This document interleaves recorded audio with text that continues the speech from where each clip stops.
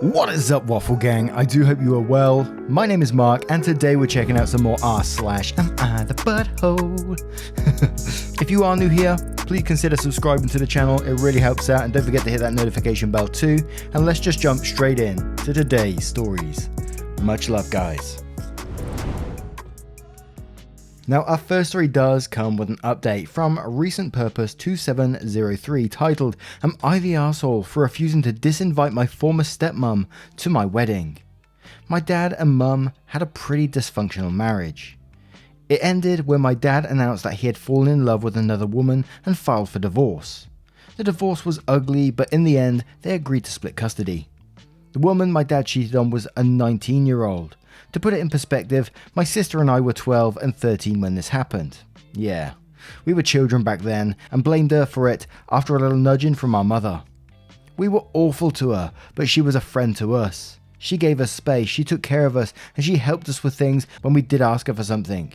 She was the one who handled all the school communication and meeting when I was bullied. She was the one my sister trusted to pick her up from a bad party she had snuck out to. She was the one who helped with applying for college and fought with my dad to get the information I needed to get scholarship. She caught on to the fact that she could do much better than our father and divorced him when I left for college. She still stayed in touch with us, and we have formed a good bond.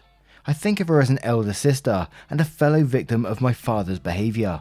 I'm getting married and want to invite her. My mother is against it. I have a difficult relationship with my mother and I'm trying to mend it.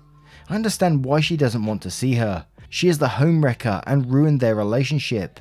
She thinks that I'm behaving like dad and not taking into account the hurt I am causing. I feel like I'm an asshole to her, as I think her feelings are valid. I understand why she feels the way she does. I am forcing her to mar a happy day by inviting my stepmom, or I could force her to skip it. It does sound like the thing my dad used to do. Now, whilst I think your mum's feelings are valid, I don't think she's in the right by saying that you're behaving like your father in this situation either. One of the very first things and most important things I've learned whilst reading these stories over the last couple of years is that, family isn't always blood. Sometimes you find that family is people that you make the closest bonds with, and you clearly have with this woman over the years, and she's helped you through various difficult situations in your life where you said you have a bit of a dodgy relationship with your mother. And whilst I'm not going to totally bash on your mother either, because as you said, her feelings are valid, her seeing like a homewrecker as it's said in this post would be pretty hurtful to see. But I kind of view it as, usually weddings are big functions usually, and so you can just avoid each other. I've seen it in multiple weddings I've been to, so I think it's totally possible. So I'm going to go for one of those pretty rare, no one's an arsehole here apart from the dad in this situation, although the mother was close to it for saying that you're like your father, because I think that's a pretty damaging thing to say when you're not. You got people's best interests at heart here. But before we go to the update, Sleepy Feline says, "Not the arsehole. She is clearly important to you, and family isn't always about biology. When I was 15, my mum had a boyfriend for a year that I was very close to. I see him as a father. I'm now 32. He was at medical school graduation, and he'll be at my wedding later this year, as long as COVID doesn't delay it." Lumpy Mix says, "No one's an arsehole here. Let's be clear, the only homewrecker is your father. You're valid for wanting ex-stepmum there, given your relationship. Your mother is also valid in not wanting to be around her, even though your father is the homewrecker. Your mother should move past it since it's your day, but you may have to make the choice if she refuses to come, if stepmum comes." Trillium Summer says, "Not the arsehole. She was 19. Presumably, your father was at least a decade older than her, and more likely more. I agree with you that she was likely the victim of your father as you were. But this will likely make things difficult for your mother, so you have to make a decision. It reads like stepmom was the only adult that actually had your back growing up and was a great presence in your life despite how she came into it. So from this little snippet, I'd say keep her invited and just tell your mum to avoid her. But that's a decision you have to make." Comfortable Stop says, "Not the arsehole. Her feelings are valid and she should absolutely not invite your stepmother to her wedding. But this is your wedding. You love her and she's important in your life, even if she's not married to your dad anymore. And you should invite her. You have a seating chart, put them far away from each other, but other than that, they're grown-ups, they can act like it for your wedding." And one more from Wada Ep, who says, and quotes, "I think her as an elder sister and a fellow victim of my father's behaviour." Then says info, "Have you discussed with your mother about how you view your stepmother? That to you, she was more like a sibling/friend than a bonus mother or your mother's replacement as a wife. This isn't you picking one wife over another wife. Also, I'm thinking that if it wasn't her, a 19-year-old teenager, then it would have been an early 20-something, because it sounds like your father had a wandering eye whose tastes were for inappropriately aged mates or extreme differences in age. By the way, is your father also invited to your wedding, and if he is your mother demanding that he not come too? Or is she somewhat okay for him to come, but just not her? And unfortunately we didn't get a reply to that, but we will move to the update right now. So update. I got over 500 comments, that was a lot. I felt a lot better about inviting my stepmom for the wedding. I firmly told my mum that not inviting her was not an option. She had seemed to have gotten it. We tried to spend time together, but it was not working for me.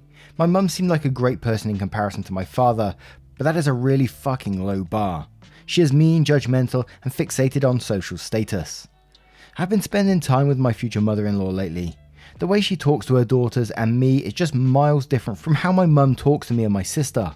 Every time I went over, I realised that my mum never had been a good mother.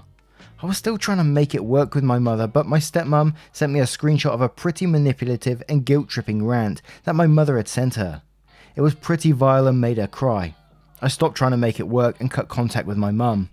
I just wanted one of my parents to be there for the wedding, but because I knew my father was an irredeemable arsehole, so I pinned all my hopes on her, but she let me down. It sucks, but I will have my real family and friends there.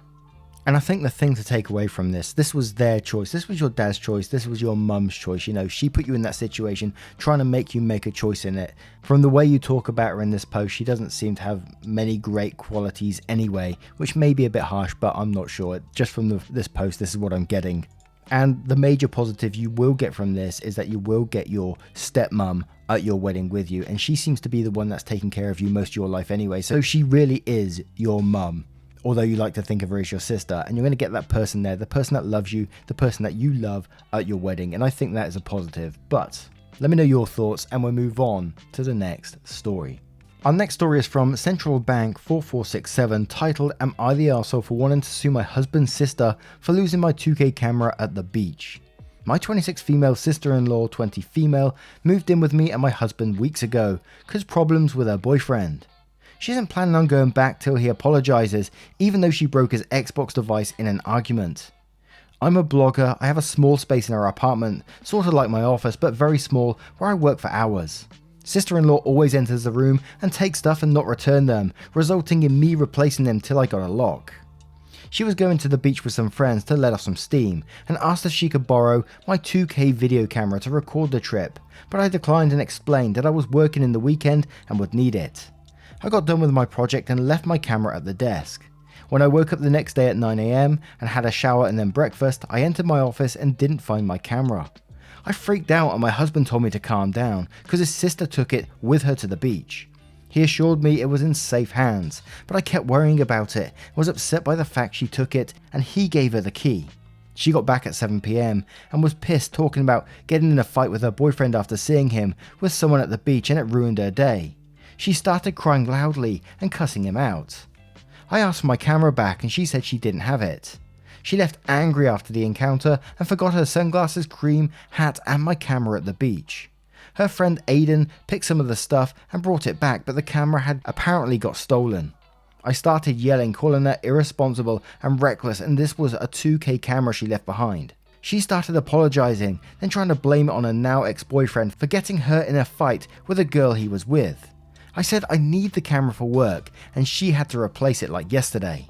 My husband got involved and said it wasn't her fault it got stolen and suggested I get a cheaper camera from Amazon for now till I can afford to buy a new one.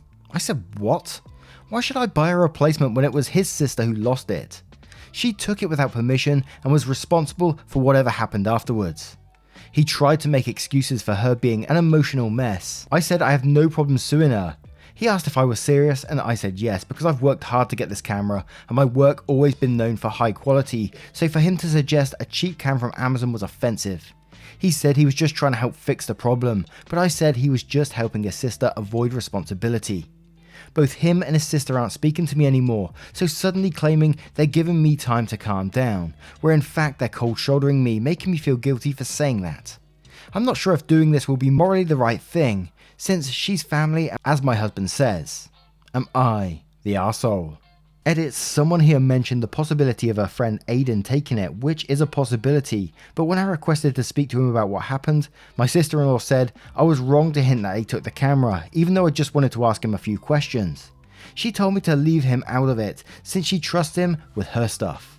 Now that was my thought straight away, is that Aiden's got the camera. Aiden brought back the other stuff but took the camera out of it because he saw that was an expensive camera. And that was my cynical mind talking. But then, that last edit as well about my sister-in-law said I was wrong to hint that he took the camera. Even though I just wanted to ask him a few questions, she told me to leave him out of it since she trusts him with her stuff. And then my cynical mind popped up again. It said, maybe this is just a big cover-up. Maybe the sister-in-law took the camera, sold it, and then this is all one big excuse. Yeah, and I know that was pretty far-fetched, but my mind is all over the place with these stories. And whilst I don't have a camera, what I record all these stories with, I do have a pretty pricey microphone that I use these days.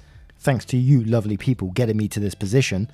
And if someone, my brother, anyone came in and took my microphone, hell yeah, I would be suing because, and it's not even really about the money, it's just my property. You come into my office and take it, and the boyfriend's just as bad in this situation, I'd give him the threat as well because he let her in. So for him to not respect your wishes in this situation as well is even worse to me. But 1-800-TURD-FERGUSON says, not the arsehole, sue her.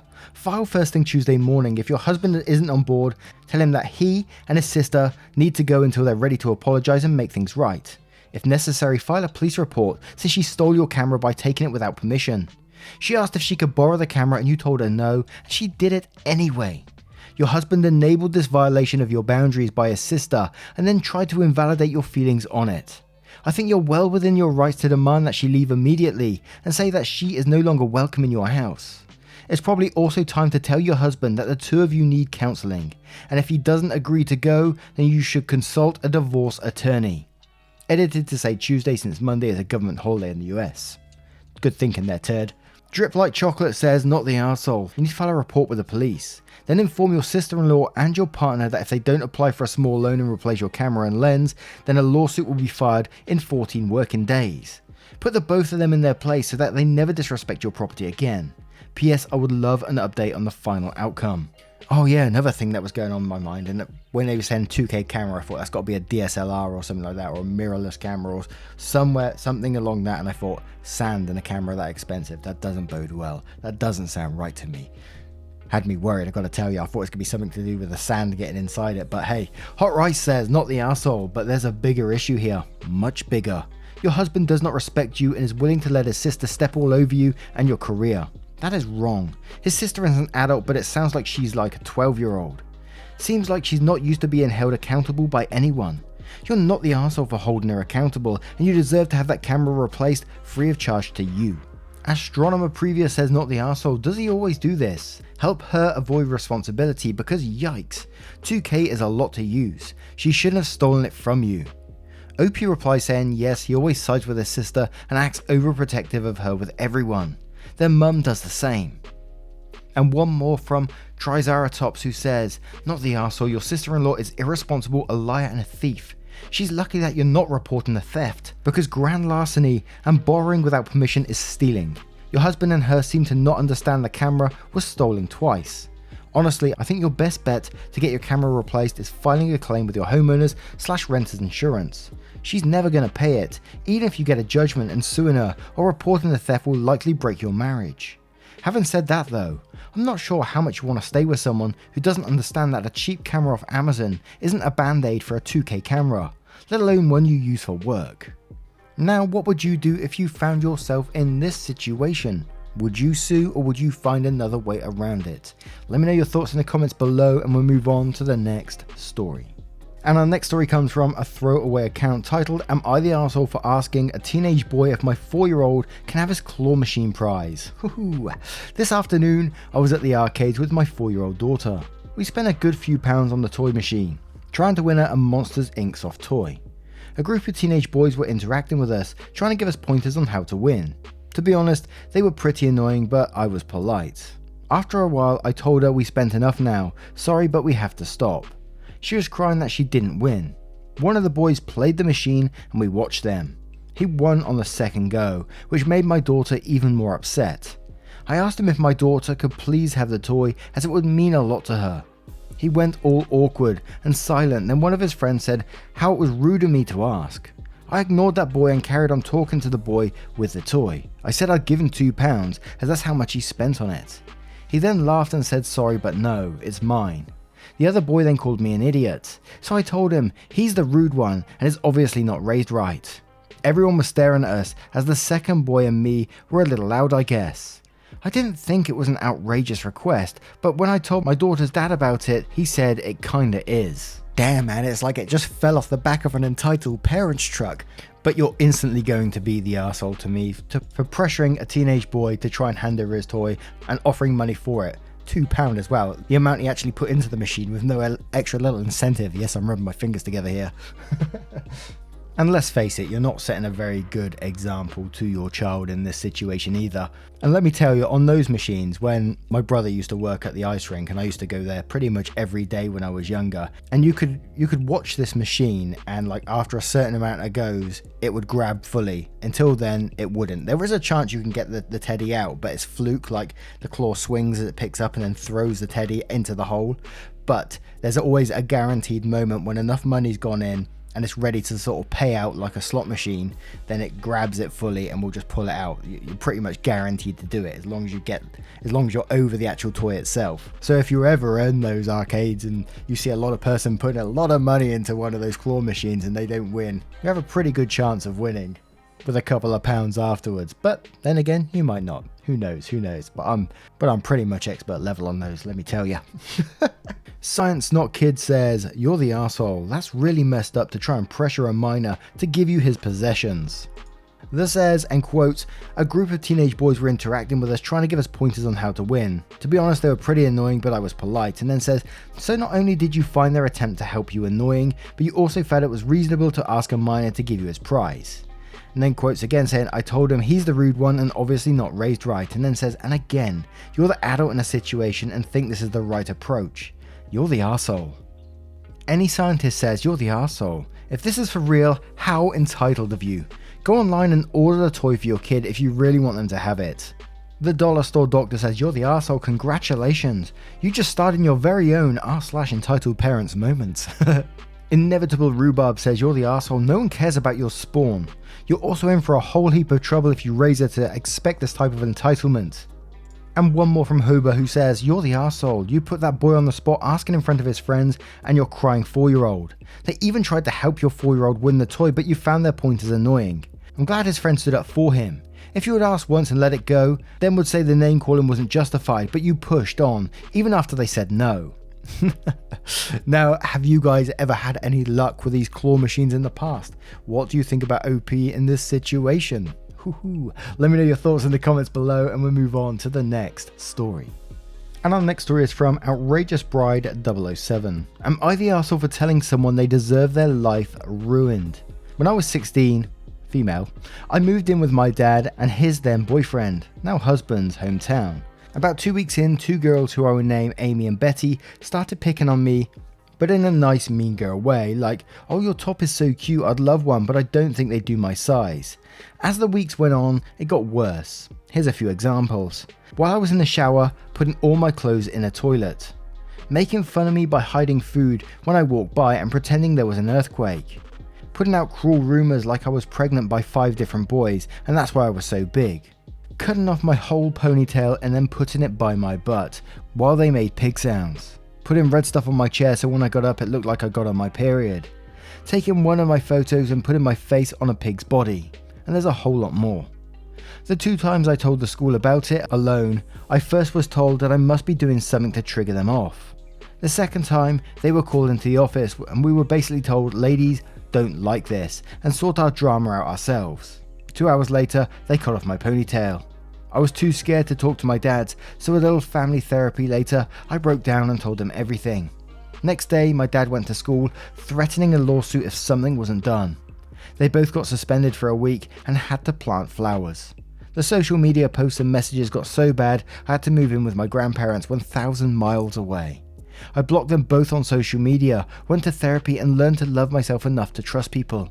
friends, soon to be husband, but still nearly 11 years on, I'm not over what they did to me. Recently I got a lot of messages from people I've never even met before about my story. Apparently Amy has a bit of a TikTok following, and her whole stick is exposing bullies / mental health / women supporting each other. She made a post about a high school ex calling him out for being toxic, and he made a TikTok with old texts and photos and videos. I got tired of the messages, couldn't go private as it's also my business page. So after 4 days I explained via Facebook my whole story and told people to not contact anyone about the situation. Later my fiance got a message from Betty to please take it down as she is a teacher now, and another from Amy to unblock her so she can talk to me. I unblocked Amy expecting an apology, but I was met with her telling me she had an ED and her parents were divorcing and that's why she did it. She was going to sue me for defamation and I was ruining her life. I replied, you deserve everything you're getting. Karma is a nasty bitch and I hope you lose everything. I have a bit of an update of people have shared my story and screenshots of the TikTok and posted them on the Facebook page of the school Betty works at, and I've been contacted by students' mothers expressing her concern over Betty's actions, and I was truthful with how she messaged my fiance.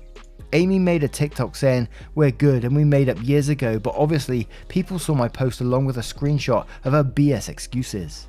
She has since deleted her TikTok account and as far as I know her Facebook account too. I myself am going to take a break from social media and go camping for some R&R. Hopefully everything will have died down by the time I come back. Like you said, karma is a bitch and I'm sorry, but bullies, yeah, they really set me off from my past experiences as well. So I'm not, there's no way I'm going to blame you for what you did here. You telling the truth is not defamation. And her whole TikTok thing is exposing bullies and about mental health and women supporting each other. Holy shit, you kidding me? And like you said, it sticks with you years after, like myself with people that I've dealt with in my past. Twice I've been picked on in school. One was in 6th year, I only just joined that day, and because I was wearing a certain type of backpack, I had 2 guys kicking me up the hallway and they would do it constantly. And that's something that stuck with me since I was in 6th year, which I believe is ages 10, 11. And this guy later went to become an Olympic athlete, a champion several times over. And so when I see like local people who I know all congratulating this guy, saying, oh yeah, homeboy's done it, yeah, boy from my hometown's done it. And much like this story, he would go school to school covering anti-bullying campaigns and all this kind of thing. I just found it very, very ironic, but hey, I've never gone as far as saying anything or anything like that, just because I don't want the drama in my life, but you know. Sometimes it does wind me up, and I know it shouldn't, but hey. I won't go over the story of the whole bullying saga, because I could literally cover probably hours on that, to be fair. But OP, you're definitely not the arsehole to me. KS Snitter says, you can't ruin a reputation by making it more accurate. Not the arsehole. Capricorn says, not the arsehole. It's also not defamation if she actually did it. Remember, you just described what she did. That's all. Newton says, not the arsehole. If they never bullied you, they would have never had this issue arise. The fact that Amy is trying to join an anti-bully movement while clearly having never attempted to apologize for the bullying she did makes her look fake. None of them even attempted to apologize, to try, and encourage you to remove the post. I'm glad your life is better and that you have good people around you, and hope one day with help you can move past a painful childhood caused by people like these two. Illustrious says, not the arsehole. I'm so sorry this happened to you. That was extreme bullying that resulted in lifelong repercussions for you. You didn't pursue them or seek revenge, which you could easily have done. You spoke about this only to clear the air and stop the messages from strangers. And now the truth of their actions is out. If Amy had apologized profusely and then asked you to take down the post, I'd consider taking it down. But instead she is blaming you rather than taking responsibility for her actions. Betty is basically doing the same. I think you have a right to speak about your experience, especially since Amy is doing this very ironic TikTok scene. Now, what do you guys think of this story? What do you think of today's collections of stories? Would love to know your thoughts, opinions, and verdicts if you have a moment of your time to share them. Thank you so much from the bottom of my heart for spending 20 minutes or so of your time with me today. Don't forget to hit that subscribe, maybe that notification bell too, if you want some more Reddit stories in the future. Thank you so much, and I will see you in the next one. Take care, guys. Much love.